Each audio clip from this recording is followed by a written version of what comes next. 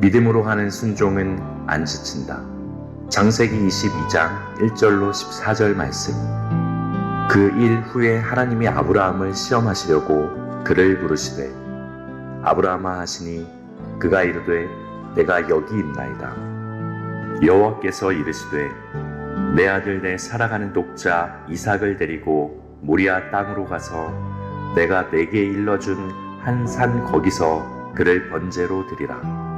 아브라함이 아침에 일찍이 일어나 나귀의 안장을 지우고 두 종과 그의 아들 이삭을 데리고 번제에 쓸 나무를 쪼개어 가지고 떠나 하나님이 자기에게 일러주신 곳으로 가더니 제3일에 아브라함이 눈을 들어 그곳을 멀리 바라본지라. 이에 아브라함이 종들에게 이르되 너희는 나귀와 함께 여기서 기다리라. 내가 아이와 함께 저기 가서 예배하고 우리가 너희에게로 돌아오리라 하고 아브라함이 이에 번제나무를 가져다가 그의 아들 이삭에게 지우고 자기는 불과 칼을 손에 들고 두 사람이 동행하더니 이삭이 그 아버지 아브라함에게 말하여 이르되 내 아버지여 하니 그가 이르되 내 아들아 내가 여기 있노라. 이삭이 이르되 불과 나무는 있거니와 번제할 어린 양은 어디 있나이까. 아브라함이 이르되 내 아들아 번제할 어린 양은 하나님이 자기를 위하여 친히 준비하시리라 하고 두 사람이 함께 나아가서 하나님이 그에게 일러주신 곳에 이른지라. 이에 아브라함이 그곳에 제단을 쌓고 나무를 버려놓고 그의 아들 이삭을 결박하여 제단 나무 위에 놓고 손을 내밀어 칼을 잡고 그 아들을 잡으려 하니 여호와의 사자가 하늘에서부터 그를 불러 이르시되 아브라함아 아브라함아 하시는지라. 아브라함이 이르되 내가 여기 있나이다 하매 사자가 이르시되 그 아이에게 내 손을 대지 말라. 그에게 아무 일도 하지 말라. 내가 내 아들 내 독자까지도 내게 아끼지 아니하였으니 내가 이제야 내가 하나님을 경외하는 줄을 아노라. 아브라함이 눈을 들어 살펴본즉 한 순양이 뒤에 있는데 뿔이 수풀에 걸려 있는지라. 아브라함이 가서 그 순양을 가져다가 아들을 대신하여 번제로 드렸더라. 아브라함이 그 땅 이름을 여호와 이레라 하였으므로 오늘날까지 사람들이 이르기를 여호와의 산에서 준비되리라 하더라. 아멘. 아멘. 여러분 반갑습니다. 믿음으로 하는 순종은 안 지친다라는 제목으로 오늘 같이 말씀을 나누도록 하겠습니다. 여기서 말하는 믿음은 그리스도를 절대적으로 믿는 믿음을 얘기하는 거죠. 요즘 시리즈 설교를 많이 하더라고요. 코로나로 많이 지쳐서 그런지 저도 이제 이전 사역지에서 계속 예를 들면 뭐 여호수아 하면 여호수아 한 성경을 꾸준히 주의하는 설교를 했는데 시리즈 설교도 좀 필요할 것 같아서 계속적으로 예를 들면 믿음이면 믿음에 대해서 또 순종이면 순종에 대해서 한번 같이 좀 여러분들과 같이 나눠보려고 합니다. 오늘은 지난번에 제가 모세에 대해서 살펴봤는데 오늘은 이제 이 아브라함에 대해서 좀 살펴보려고 합니다. 지난번에 제가 지난주에 모세의 믿음, 복음을 들고 나가면 흔들리지 않는다 이거에 대해서 좀 살펴봤는데 복음이라고 하니까 전도를 하면 흔들리지 않는다 그렇게 보시면 안 된다는 거죠. 여러분 우리가 복음을 전한다, 우리가 믿음으로 살려고 한다 그러면 어려움이 올까요 안 올까요? 지난주 설교 잠깐 나누는 거예요. 당연히 어려움이 옵니다. 더 어려워질 수 있어요. 더 가난해질 수 있고요. 더 질병에 노출될 수도 있고 더 사단이 우리를 힘들게 할 수 있어요.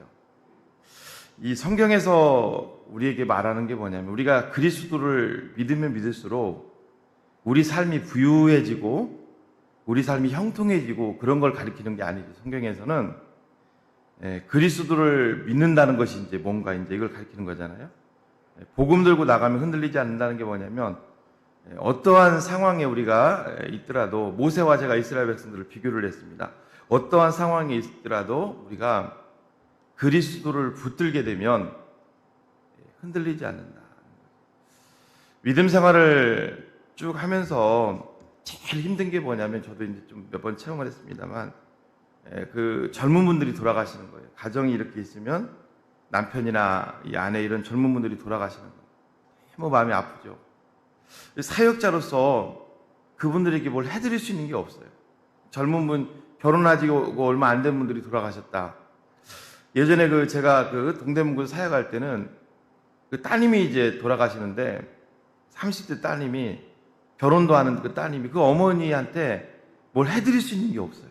너무 마음이 아프죠. 기도한다고 하는 것도 쉽지 않고. 그런데 그리스도 예수님으로 이렇게 위로를 하니까 그게 아무것도 아닌 것 같아도 나중에는 회복되는 것을 봤습니다. 그래서 저는 장례식 설교 가면, 예전에는 장례식 제가 설교를 가면은 제 간증도 했었고 여러 가지를 좀 많이 해서 위로를, 인간적인 마음일 수도 있죠. 위로를 해드리려고 많이 애를 썼었습니다. 근데 요즘은 장례식 설교 가면 반드시 제가 하는 게 뭐냐면 그리스도를 전합니다.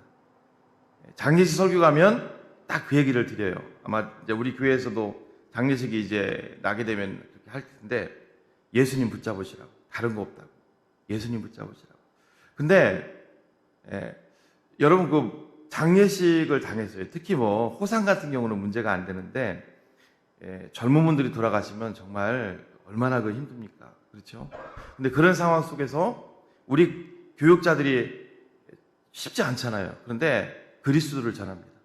그리스도를 붙잡으시라. 그런데 예수 그리스도를 전하고 예수님을 그분들에게 들려줬을 때는 나중에는 서서히 회복되어서 다시 원기를 찾는 것을 보게 됩니다.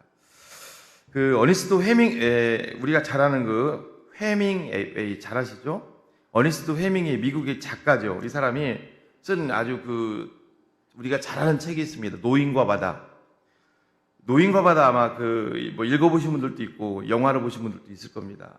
한 노인이 바다에 나가죠. 그리고 물고기를, 청새치인데 물고기를 잡기 위해서 온 힘을 씁니다. 그리고 이제 청새치라고 하는 큰 물고기를 이제 낚아 올리죠. 그래서 이제 그걸 이제 가지고 항구로 돌아오는 장면이 이제 바로 허밍웨이의 노인과 바다인데요. 열심히 청새치를 끌고 왔어요. 근데 나중에 보니까 어때요? 다 살점이 뜯겨지고 뼈만 앙상하게 남아있는 모습을 보게 됩니다. 여러분, 이 노인과 바다는 보니 책도 작은 책이에요. 그런데 의미가 있다고 생각합니다. 바로 우리들의 인생을 잘 보여주는 책이기 때문입니다. 우리 그리스도인들의 삶으로 볼 때는, 그리스도인들의 편에서 볼 때는 어때요? 노인과 바다는 하나님이 없는, 예수님이 없는 그런 사람들의 삶을 보여주는 거죠. 그렇죠? 그리고 우리 또 우리 그리스도인들의 우리 안에서끼리 볼 때는 또 예수님을 믿는데 잘 믿어야 된다. 잘못하면은 우리가 하나님 앞에 열심을 가지고 나간다고 하는데 나중에는 뼈만 앙상하게 남아있는 가시만 들고 가는 그런 삶을 우리가 살아갈 수 있다는 거죠. 오늘 저는 이 믿음, 이 순종에 대한 이 말씀을 하면서 순종이 뭐냐? 여러분, 오늘 참 순종하기가 우리가 어렵습니다. 그렇죠? 순종이 뭐냐? 어떻게 하면 우리가 하나님 앞에 이 순종의 길을 잘 갈 수 있을까? 그거에 대해서 좀 살펴보려고 합니다. 오늘 본문이 우리에게 주는 교훈이 있어요. 먼저 여러분, 좋은 도자기를 만들기 위해서는 저는 장인이 좋은 도자기를 만들기 위해서는 장인이 그 도자기를 잘 빚는 것에 이제 저는 첫 번째 노하우가 있는 줄 알았어요. 그런데 제가 예전에 경기도 이천에서 직장 생활 때문에 이제 근무를 한 적이 있는데, 좋은 도자기를 만들기 위해서는 첫 번째 조건이 흙이랍니다. 흙. 여러분, 우리가 김을 먹잖아요. 김. 우리가 김을 먹는데 김도 격이 있는 거 아세요? 다 김이 있는 게 아니라 김도 품격 좋은 김은 굉장히 오랜 시간이 지나도 맛있죠. 그런데 김도 재배의 기술이 있는 것이 아니라 뭐에 있냐면 원초에 있답니다. 원초. 그래서 예를 들면 이제 제가 고향이 충남 보령인데 대청김이 좀 유명해요. 대청김도. 근데 대청김이라고 해서 대천에서만 나오는 게 아니에요. 그 대천김의 원초 있죠. 원초를 찾기 위해서 전라남도 신안군이든 잘 나오는 우리나라 원산지가 있을 거 아니에요? 그 김장인들이 다 찾아다니는 거예요. 여러분, 우리 하나님 앞에서 순종도 마찬가지입니다. 하나님 앞에서 순종을 잘하려면 믿음의 사람들이 어떻게 하나님 앞에서 순종의 길을 걸어갔는지를 봐야 된다는 거잖아요. 그렇죠? 오늘 제가 이제 아브라함을 이제 가지고 온 이유는 아브라함도 순종의 사람이었잖아요. 오늘 독자 이삭을 바치는데, 그래서 순종하기 위해서 첫 번째 요건이 뭐냐면, 첫 번째, 이 참된 순종은 과거와 현재와 미래를 하나님께 맡기는 거라는 거예요. 과거와 현재와 미래를 하나님께 맡기는 거. 여러분, 이게 별거 아닌 것 같아도 순종으로 들어가는 이게 첫 번째 가장 중요한 이게 요건입니다. 과거와 현재와 미래를 하나님께 맡기는 거예요. 소리 작지 않으시죠? 네, 괜찮으시죠? 잘 보십시오. 여러분, 하나님이 아브라함을 순종의 길로 이끄시기 위해서 오늘 이제 독자 이삭을 바치는 장면인데, 오늘 이 말씀 전에 하나님께서 먼저 아브라함의 과거를 깨부시는 장면이 나와요. 아브라함의 과거를 깨부신다고. 여러분, 아브라함의 과거는 뭐예요? 갈대아 우르. 갈대아 우르. 메소포타미아 지역에 있는 갈대아 우르입니다. 아브라함의 아버지 데라는 부자였습니다. 그 우상을 만들어서 난나라고 하는 달 이런 우상을 만들어서 파는 아주 부자였는데, 하나님께서는 아브라함에게 갈대아 우르를 떠나라고 합니다. 여러분, 우르를 떠나라고 하는 장면이 어디에서 나올까요? 우리는 언뜻 보면은 창세기 12장 1절, 너는 본토 친척 아비 집을 떠나. 거기는 그 말씀을 여러분들이 자세히 보시면 거기는 우르를 떠나라는 게 아니에요. 하란을 떠나라는 거, 하란. 여러분, 아브라함이 가나안 땅에 오게 된 배경을 보면 하나님이 지도를 쫙 펼쳐주시고 알려주신 것이 아니라 간절하게 알려주셨어요. 이게 우리 삶이에요. 내가 내게 보여줄 땅으로 가라. 간절하게 보여주는 거. 자, 여기가 우르면은 중간이 하란이에요. 그 다음에 여기가 가나안 땅이에요. 그러면은 이 우르를 떠나라고, 처음에 이 메소포타미아, 이 갈대아 우르를 떠나라고 하는 장면은 어디에 나올까요? 창세기 말씀을 눈 씻고 봐도 안 나옵니다.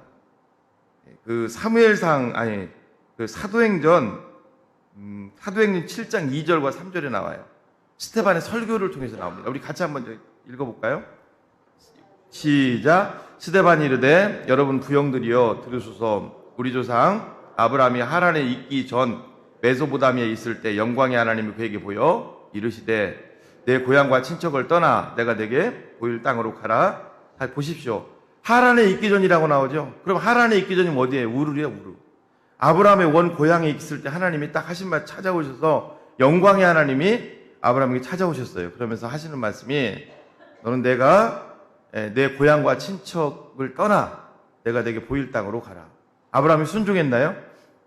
고향은 떠났어요. 그렇죠? 100% 순종은 못하죠. 어디를 보면 또 알 수 있냐면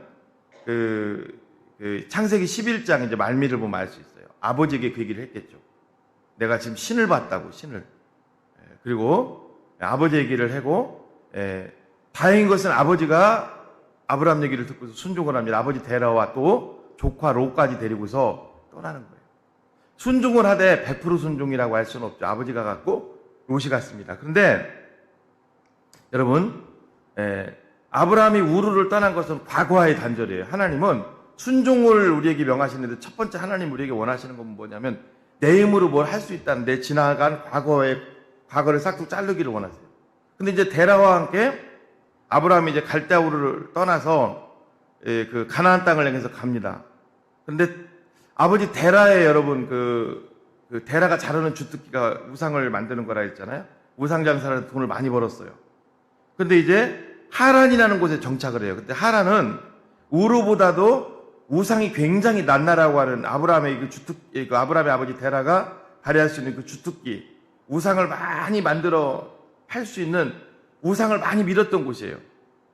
그러니까 거기를 보고서 이제 아버지 데라가 거기서 혹한 거죠. 자, 우리 11장 31절을 한번 띄워줘 보실래요? 31절 시작. 데라가 그 아들 아브라함과 하란의 아들인 그의 손자 롯과 그의 며느리 아브라함의 아내 사레를 데리고 갈대아니 우르를 떠나 가나안 땅으로 가고자 하더니 하란에 이르러 거기 거류하였으며, 그냥 단순하게 중간 지점인 하란에 이른 것이 아니라 거기서 이제 눌러 앉아버린 거예요. 돈을 많이 벌려고. 여러분, 이건 현실을 의미합니다. 우리 그리스도인들이 예수님을 믿고 우리가 세례를 받고 우리가 믿음 생활을 하다가도 우리가 하나님을 믿는다고 하다가도 어때요? 현실 지향적이 되기 쉽죠. 저부터도. 이 현실에 안주할 수 있단 말이에요. 예수님을 믿다 보면 눈에 보이는 것들, 여러 가지 눈에 보이는 것들이 많이 우리를 찾아오게 됩니다. 결국은 가나안 땅을 향해서 가다가 이 아브라함의 일행이 어디에 지금 딱 주저앉아요? 하란에 주저앉게 됩니다. 그때 이제 하나님께서 두 번째 찾아오세요. 찾아오셔가지고 하시는 말씀, 우리가 잘 아는 말씀이죠. 창세기 12장 1절 제가 읽어볼게요. 여호와께서 아브라함에게 이르시되 너는 너희 고향과 친척과 아버지의 집을 떠나 내가 내게 보여줄 땅으로 가라. 여기 이게 이제 하란에서 하신 말씀이에요. 여러분, 우르가 과거라면 이제 하란은 뭐예요? 현세예요. 현실입니다. 그렇죠? 아버지가 지금 무상을 만들어서 부유해지고 있잖아요. 그걸 하나님은 떠나길 원하시는 거예요. 두 번째 찾아오신 거예요. 현실을 떠나라. 그리고 이제 오늘 이제 75세에 하나님께서 아브라함을 부르신 후에 이제 오늘 창세기 22장에서 또 찾아오세요. 하나님. 그러면서 이번에는 뭐라고 하세요? 독자 이삭 바쳐라. 독자 이삭을 바쳐라. 자, 22장 2절 읽어볼게요. 여호와께서 이르시되 내 아들 내 사랑하는 독자 이삭을 데리고 모리아 땅으로 가서 내가 내게 일러준 한 산 거기서 그를 번제로 드리라. 잘 보십시오. 제가 아브라함의 고향인 우르를 떠나라고 한 것은 과거와의 단절이라고 했습니다. 그리고 중간에 가다가 이제 하란에 정착했잖아요. 부유한 그 하란을 떠나라고 한 것은 현재와의 단절이라고 했습니다. 그럼 이삭밭이라는 건 뭘까요? 그럼 이삭은 아브라함의 뭘까요? 전부입니다. 전부. 이해하시겠어요? 아브라함의 미래입니다. 미래입니다. 지난번에 제가 신문을 엊그제 보니까 예전에 국정원 직원이 부시 좀 됐어요. 국정원 직원이 생을 마감했을 때 유서를 써놨는데 큰아이가 굉장히 공부를 잘하고 아마 되게 명석했던 것 같아요. 거기다 유서에다 이렇게 써놨더라고요. 큰 딸에게 누구누구야, 너는 나의 미래다. 너는 나의 전부인데 내가 너의 삶과 같이 해주지 못해서 미안하다고. 여러분, 사실 그렇잖아요. 자녀들이 어떻습니까? 자녀가 우리의 미래다고 뭐 틀림없는 사실이죠. 더군다나 여러분, 100살에 낳은 자녀인데요. 어떻게 비교할 수 있겠습니까? 그렇죠? 이삭은 아브라함의 분명한 미래입니다. 맞죠? 근데 그 이삭을 번제로 바치라는 건 뭐예요? 하나님이 그 미래까지도 잘라버리는 거예요. 여러분, 순종은요, 제가 오늘 믿음으로 하는 순종은 믿음으로 하는 순종에 대해서 얘기를 하는데 여기서 여러분 성경에서 말하는 믿음은 100%입니다. 그냥 우리가 믿음 생활을 한다고 하잖아요. 성경에서 말하는 믿음은 100%라는 게 뭐냐면 100% 주님을 믿는 거예요. 그게 어려워요, 여러분. 우리 평생 여러분 그 싸움 하시는 거예요. 저도 그렇고 여러분들도 그렇고. 우리가 믿음 생활이라고 하지만 정말로 여러분들이 예수님을 신뢰하나요? 쉽지 않죠. 그렇죠?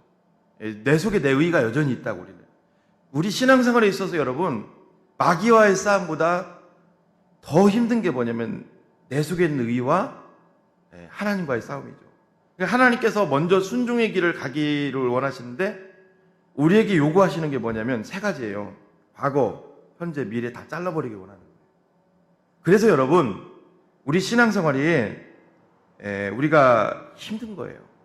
여러분들이 믿음의 사람들을 훈련을 어떻게 하시는지 잘 보실 필요가 있어요. 다윗 보세요. 다윗을 여러분 그냥 하나님이 어느 한순간에 왕으로 만드시나요? 아니잖아요. 철저하게 죽이죠. 과거, 현재, 미래 다. 여러분 다윗이 사무엘을 통해서 왕이 될 거라고 기름 부음을 받았잖아요. 그죠? 어떤 생각을 했을까? 내가 진짜 왕이 될 거 맞아? 여러분 그렇잖아요. 기름 부음을 받고 나서 얼마나 어려움을 당합니까? 얼마나 사울에게 정말 왕이 될 거라는 증거는 하나도 없죠. 얼마나 어려움을 당해요. 완전히 하나님이 착착착착 밟아서 나중에 그 사람을 쓰시는 것을 보게 되죠. 여러분 모세도 마찬가지죠. 모세도 여러분 제가 지난번에 말씀드렸잖아요. 그죠? 근데 여러분 우리 삶은 성경에 나오는 이런 인물들의 과거, 현재, 미래의 모든 삶을 하나님이 단절시키고 그 단절을 시키는 이유는 뭐예요? 나를 의지하지 않고 누구를 의지하게 하기 위해서? 하나님을 의지하게 하기 위해서. 여러분, 지금 저와 여러분들이 삶 속에 어려움이 오잖아요. 그럼 여러분들이 제가 걸어가는 어려움, 여러분들이 걸어가는 어려움 다 다를 거 아닙니까? 근데 결론은 하나입니다. 과거, 현재, 미래를 하나님이 철저하게 단절시키고 하나님의 사람으로 우리의 품격을 높이시기 위함인 줄로 믿습니다. 하나님이 원하시는 거예요. 하나님. 여러분, 그 시중에서 가면은 그 몇천 원이면 살 수 있는, 몇만 원이면 살 수 있는 도자기와 고려청자 이런 거 있잖아요. 조선백자 이런 것들은 여러분 값어치로 평가할 수가 없잖아요. 그런 거 똑같이 여러분 똑같이 도자기 장인이 뭐 만들었다고 해서 같이 쓸 수는 없잖아요. 제가 말씀드렸죠. 흙이 다르고 구워지는 상황이 다르고, 그렇죠? 우리 삶도 마찬가지입니다. 우리 그리스도인들의 삶이 다 똑같다고 볼 수는 없죠. 나중에 이제 하나님 앞에 우리 섰을 때 성경에도 나오잖아요. 하늘에도 영광이 있다고. 해의 영광이 다르고 별의 영광이 다르고 또 별과 별의 영광이 다르고. 지금은 여러분 우리가 지구라는 테두리 안에, 교회라는 테두리 안에 똑같이 신앙생활을 하지만 나중에 하나님 앞에 우리가 가서 부활했을 때 영원한 영생의 삶을 살아갈 때 또 다른 모습으로 살 거예요. 그러기 위해서 우리가 이제 이 땅에서 우리가 믿음의 길을 가게 되는 건데요.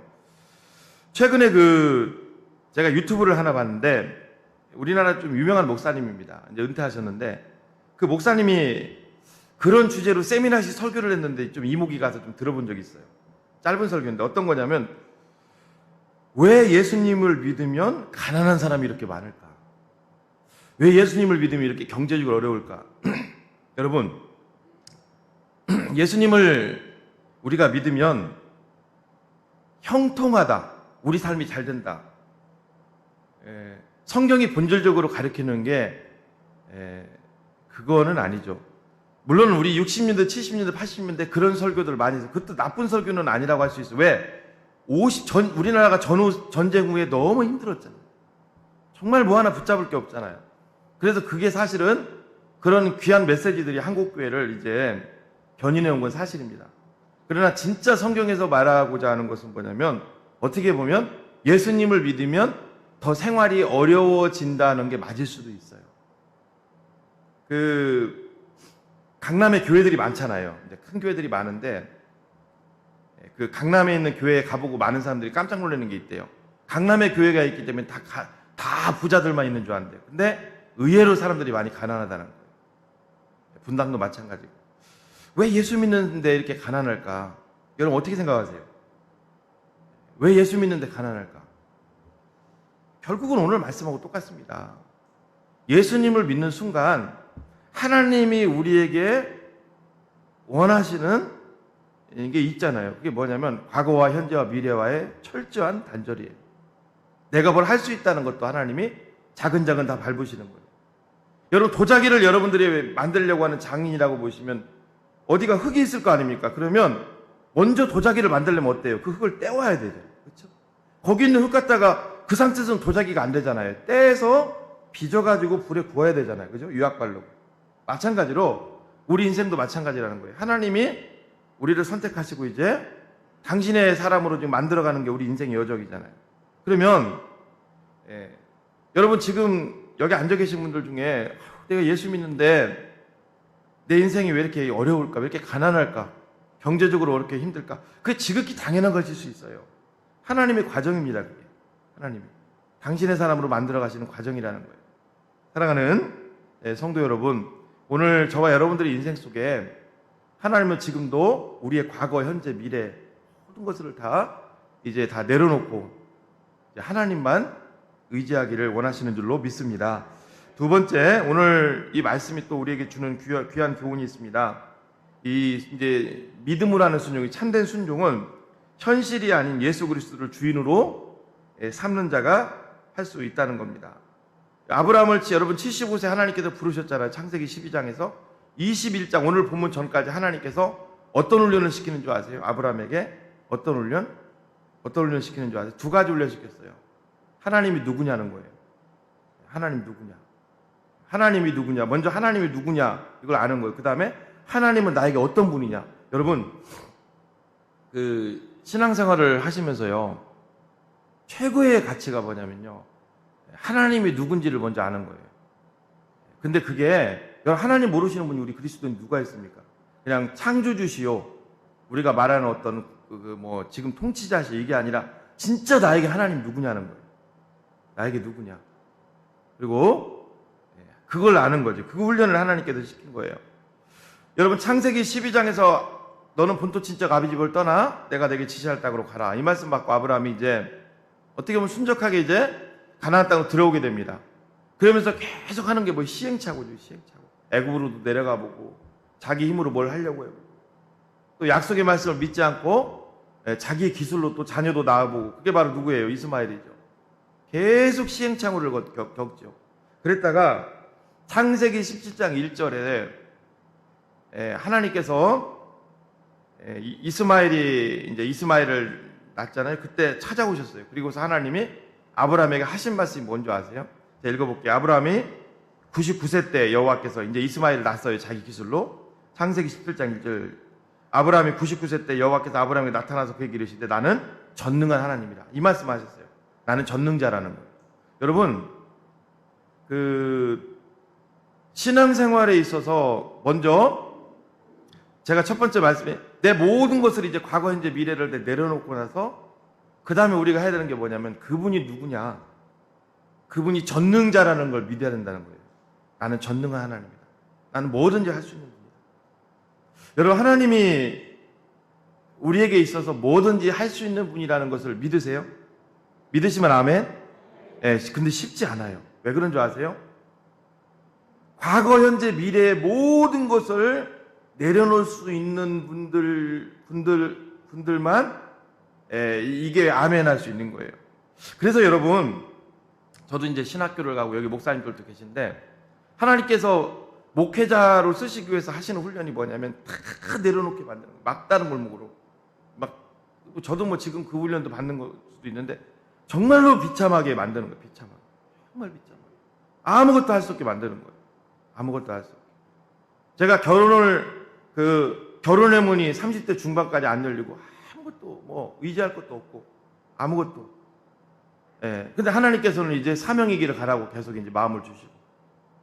근데 사직서를 써서 책상에다 놨어요. 제출을 못 하겠더라고, 제출을. 30대. 왜? 이거 제출하면은 목회 길도 그 나이에 가서 뭐 너무 힘들고 또 갔다가 돌아와도 또 직장 잡기도 쉽지 않고.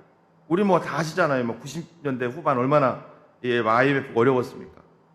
보통은 사직서를 쓰면 내는데 한참 동안 책상에 갖고 있었다고요. 근데 찾아보니까 제 수중에 돈이 160만 원밖에 없어요. 배우자? 없어요. 아무것도 없어요. 한 번은 이제 비가 오는 날에 예배당에 나와서 이제 나는 이제 어디로 가야 되는가? 큰 예배당에 가서 기도하고 나오는데 밖에 비가 쭉쭉 오는데 지금도 그날 잊을 수가 없어요. 가을인데 무섭더라고요. 저희 집을 봐도 뭐 도움 받을 수 있는 게 하나도 없고 뭐 어머니 46에 돌아가셨으니까 뭐 단칸방 살고 있는데 정말로 여러분 그거 아세요? 우리 집이 좀 부자예요. 내가 어떤 가난한 삶을 살 수 있어요. 내 스스로. 그거하고는 다른 거예요. 돈 나올 구멍이 진짜 없어요. 없고 어떻게 보면은 큰아들이고 어머니 입장에서 볼 때는 46세 아버지 돌아가셨으니까 제가 미래일 수 있어요. 근데 저까지 이제 신학의 길을 간다고 하는데 아무것도 없어요. 아무것도. 수중에 보니까 160만 원. 딱히 다더라고요.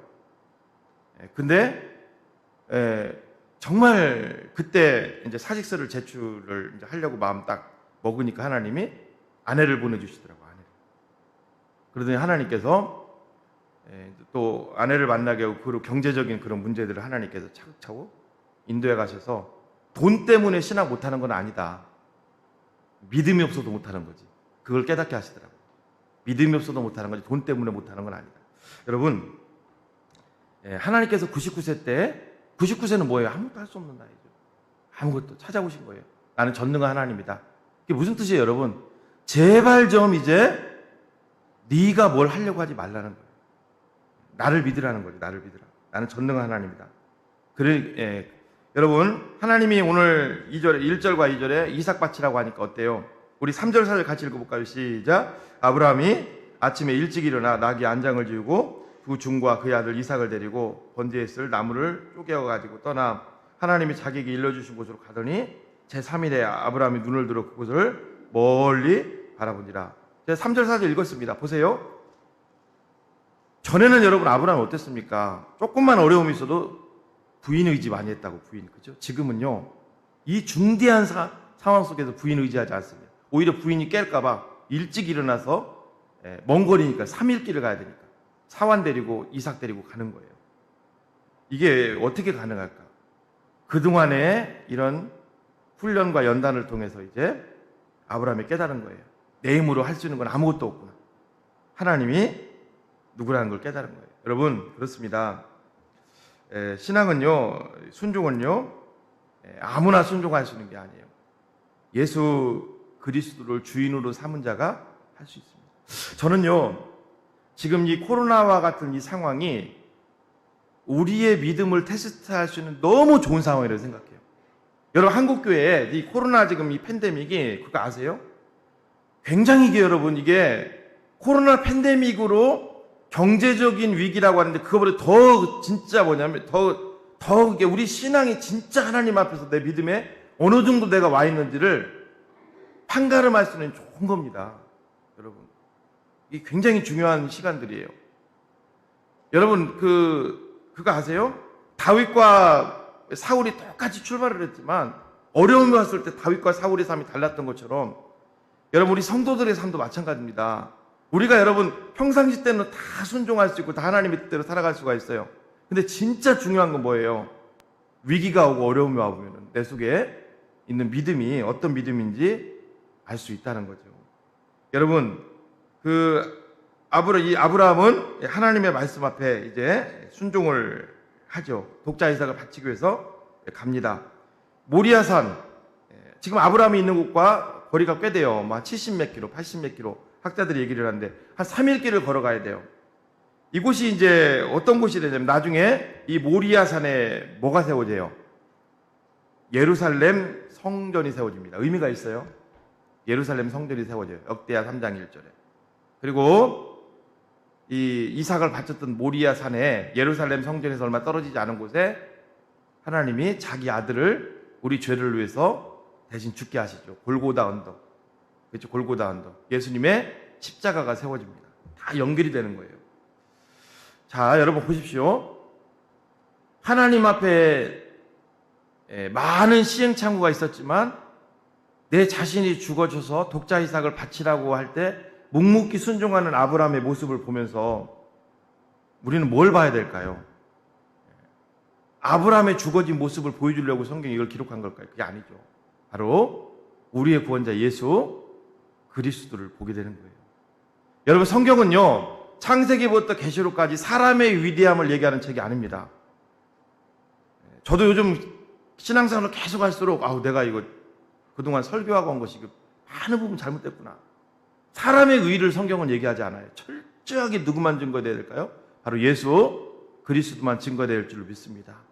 독자 이삭까지도 이제 내 자신이 철저히 죽어져서 하나님 앞에 모리아산에, 그곳이 바로 뭐가 생겼다고? 나 예루살렘 성전이 생기고, 그곳이 뭐가 생겨요? 골고다 십자가가 세워지잖아요. 그 하나님 앞에 독자 이삭을 바치는 모습을 통해서 예수님의 순종을 보게 되는 거예요.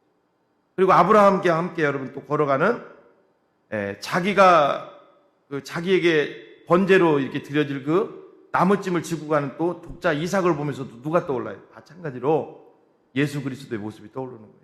자기 십자가를 짊어지고 우리를 위해서 십자가를 짊어지고 골고다 언덕을 향해서 나아가는 예수님의 모습이 떠오르는 거죠.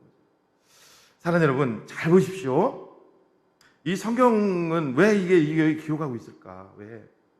여러분, 이런 모습은, 이런 것들은요, 아무나 이게 볼 수 있는 것이 아니라 철저히 내가 죽어질 때 우리가 말씀에서 이제 우리가 주님을 보게 되는 거죠.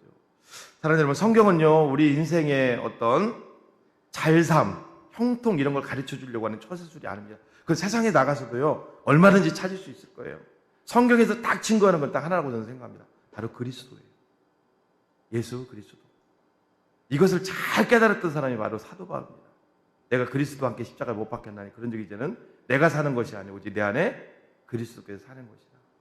우리는 그리고 이 땅에 나가서 누구만을 의지해야 돼? 그리스도만을 의지하고 또 그리스도만을 증거해야 되는 거예요. 어제 소년부 선생님들이 겨울 성경학교를 하는 걸 봤습니다. 이제 앞으로 또 우리 또 각 부서에서도 하겠죠. 그 바쁜 시간 속에 나와서 왜 순종합니까? 잘 보십시오.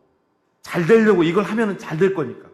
내 자녀들에게 하나님이 복을 줄 것이고 내 삶을 형통하게 열어갈 거니까. 그게 아니라 저는 이렇게 생각합니다.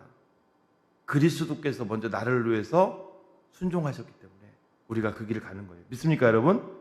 예수님이 먼저 순종하셨기 때문에, 예수님이 먼저 나를 위해서 십자가에 못 박혀 죽어 주셨기 때문에 우리는 이 길을 가는 거예요.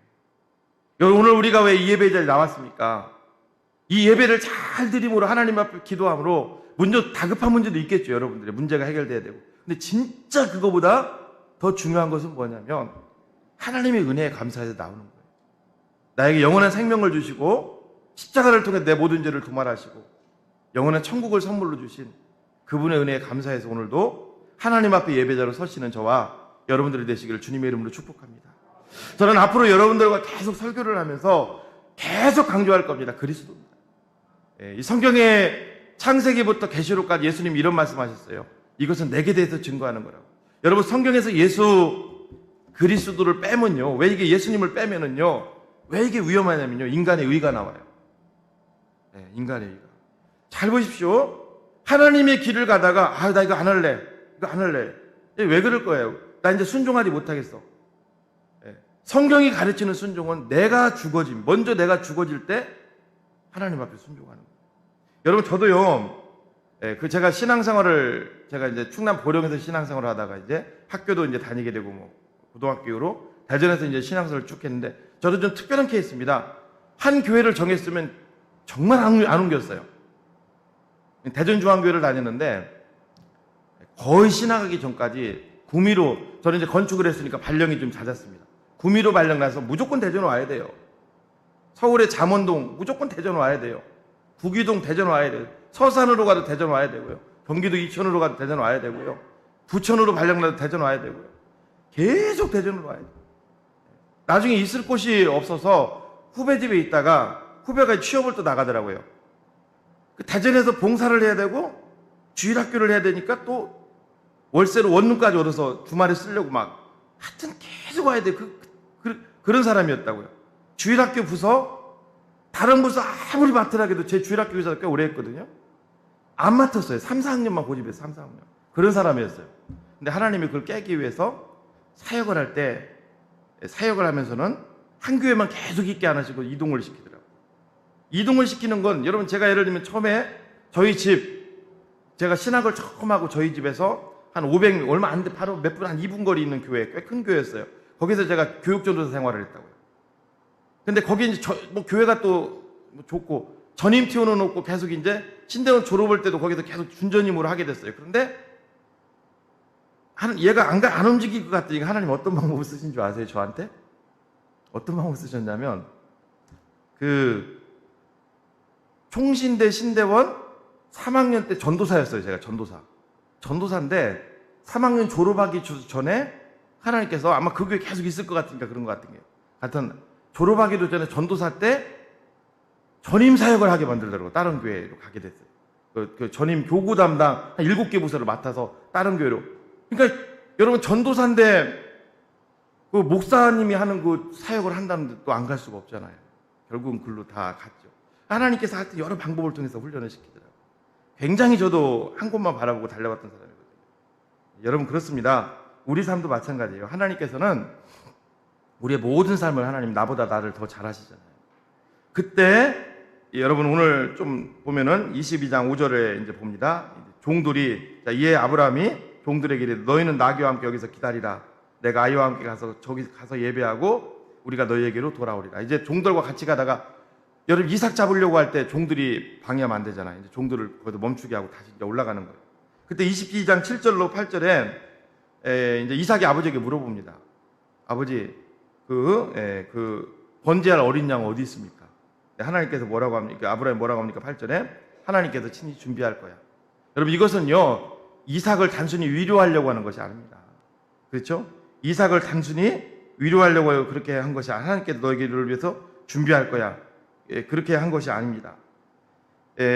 히브리서 기자는요, 독자 이삭을 번제로 드리기 위해서 지금 데리고 모리아산으로 데리고 가는 그 아브라함의 마음에 대해서 이렇게 얘기를 합니다.